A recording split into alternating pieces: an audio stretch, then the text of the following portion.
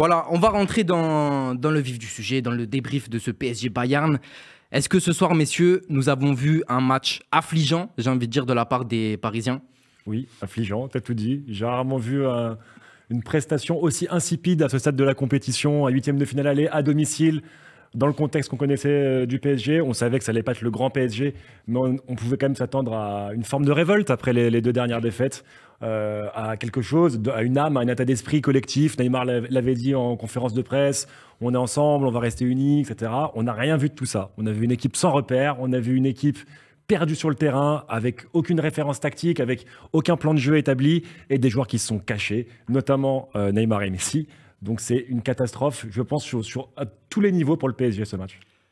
Et puis, non, excuse-moi, Cheryl, mais moi, je suis comme Aurel. Enfin, on sait que la situation du PSG elle est délicate, entre les blessés, les problèmes en interne. On sait que même sportivement, voilà, surtout, c'est compliqué. Mais moi, je suis un amoureux du football. Je sais que c'est un grand match, une grande soirée européenne, au Parc des Princes, à la maison. Pour moi, c'est juste scandaleux ce qu'on a vu ce soir.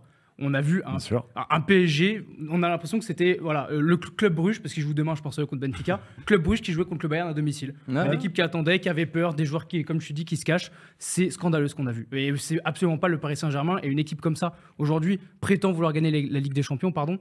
Pour moi, on n'y est pas du tout. Non, mais en fait, je pense que, je sais pas, le chat ou vous, est-ce que c'est un match de Ligue des Champions ce soir? Non, mais on peut se le demander, c'est vrai. J'ai l'impression d'avoir vu un match de Bundesliga jusqu'à la 60e minute. Après, ok, ça change. Mais les 60 premières minutes, c'est un match de Bundesliga où il y a une défense en zone, en bloc, qui pose problème au Bayern de Munich. Et après, le Bayern trouve la faille. Après, la fin, ok, on a un changement du Paris Saint-Germain, on va dire, et le Bayern qui faillit un peu. Mais sinon, c'est quoi? C'est pas un match de Ligue des Champions. L'intensité, elle était où du côté des Parisiens ce soir? En fait, c'est exactement ça. Et en fait, le souci, c'est sur les 35 premières minutes, il y a un PSG qui a 33-34% de possession, 0 frappe. Donc, c'est un contenu, mais vide. En fait, et c'est pire encore d'avoir un contenu vide qu'un contenu mauvais. Là, il n'y a rien. C'est dur. C'est des mots durs, mais c'est vrai. Mais il n'y avait rien rien du tout. Et là, tu es au Parc des Princes. Tu es le PSG, tu joues le Bayern et en fait, on dirait une équipe qui, effectivement, jouait le contre. Comme si c'était un match retour à Munich, qu'on avait déjà un but ou deux d'avance. Ouais, même deux, je dirais. Ouais. Il n'y a aucune révolte. En plus, j'ai envie de te dire, avec la disparition de la règle du but à l'extérieur, c'est encore plus incompréhensible parce que finalement, si tu te prends un but ou non, tu peux un peu plus te découvrir à domicile. Parce que des équipes comme ça, aussi grosses, aussi censées être fortes, domicile extérieur, quand tu as plus cette règle-là, il n'y a plus de domicile extérieur vraiment à ce niveau-là. Et là, c'est vraiment, on n'a rien tenté. On a eu besoin d'attendre un Mbappé à 50% de sa forme physique. On a attendu ça. Le PSG a besoin d'un Mbappé à 50% de sa forme physique pour pouvoir espérer jouer au football. Mais c'est déplorable de dire ça.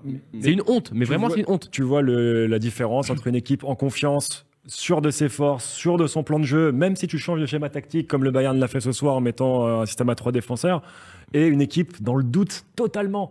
Et on pouvait avoir un petit peu d'espoir, les supporters parisiens, en disant bon, ok, ça a perdu à Marseille en Coupe de France, ça s'est fait battre à Monaco, mais la Ligue des Champions, ils ont l'habitude quand même de mettre le petit supplément d'âme sur ce genre de match-là. Ils l'ont fait par le passé, pas tout le temps, on le sait très bien aussi, mais c'était peut-être même encore pire qu'en championnat, j'ai trouvé, en termes d'impact, d'investissement dans le jeu. Le pressing, il était catastrophique. Le Bayern, il y avait un pressing coordonné, toute l'équipe le faisait. Ils étaient à 4 autour du porteur du ballon en moins de 2 secondes. Le PSG, on n'a jamais vu ça. Neymar et Messi qui faisaient des replacements très très légers, pas plus. Enfin, c'était catastrophique. Ouais, je vais reprendre une célèbre phrase qu'a dit Patrice Evra qui m'a fait beaucoup de mal. Dis-nous. J'ai l'impression de voir aujourd'hui avoir vu des hommes contre des enfants.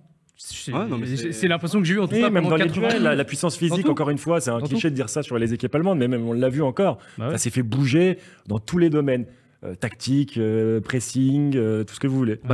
La première mi-temps notamment, en fait, on se fait rentrer dedans. On n'arrive même pas à sortir en fait la balle de notre zone en fait. Ouais, c'est ça. La première demi-heure, c'est un sketch. En fait, les passes dans le dernier tiers, tu parlais des 35 premières minutes, il y a d'en avoir quoi 5, 6 de la part du PSG sur la première mi-temps, allez quasiment. Et j'ai presque envie de dire que on pouvait s'attendre. On sait que le PSG a eu des difficultés contre l'OM en coupe, contre Monaco en Ligue 1. Depuis le début plus ou moins de l'année 2023, il y a des difficultés, mais tu te dis, je sais pas, c'est la Ligue des Champions, c'est des joueurs Ouais, c'est ça, expérimentés. l'épreuve de caractère. Parce que surtout que Montre de l'excitation Dans- de l'affiche. dans Il les y a années- rien en fait. dans les années précédentes, on a toujours vu un petit peu un Paris Saint-Germain à deux visages, tu vois, qui ont déjà été en difficulté en championnat, mais il y avait toujours ce réveil en Ligue des Champions, on va dire, ou avec avec une révolte. Et là, on n'a rien vu. En fait, finalement, ils sont totalement dans la. Après, à part c'est- dans les 20 dernières minutes avec Mbappé, on en parlera un peu plus tard, mais c'est dans la continuité de ce qu'ils ont fait contre Monaco, de ce qu'ils ont fait contre l'OM. Moi, c'est l'impression que j'ai eu un peu Bien ce sûr, soir. tu as raison là-dessus. Mais après, ça a rarement été la marque de fabrique du PSG, la Grinta. C'est plutôt côté OM où voilà, c'est Ouais. capable de Mais se il y a quand dépasser. même- Plutôt, on est Le PSG, plus, le PSG Bah oui, a toujours manqué de ça. Et c'est parfois, même en Ligue des Champions, reposé sur les individualités. Ouais. Le problème, c'est que là, les individualités ne sont pas là. Et la révolte n'est pas là non plus. Est-ce que tu es quand même d'accord avec moi pour dire qu'il y a toujours eu un PSG version Ligue des Champions et que ce PSG version Ligue des Champions, mais là, je on ne l'a pas vu. je l'attendais et en plus ils en ont C'est ça. parlé, ils ont fait tous des déclarations pour dire allez on est soudés, on va travailler, on se tait, On on aime bosse les et grands. vous allez voir. Dans le chat, il y a pas mal de commentaires, pas mal de gens qui sont énervés également. T'as Nems Larocca par exemple qui nous dit ce soir personne n'a pris ses responsabilités.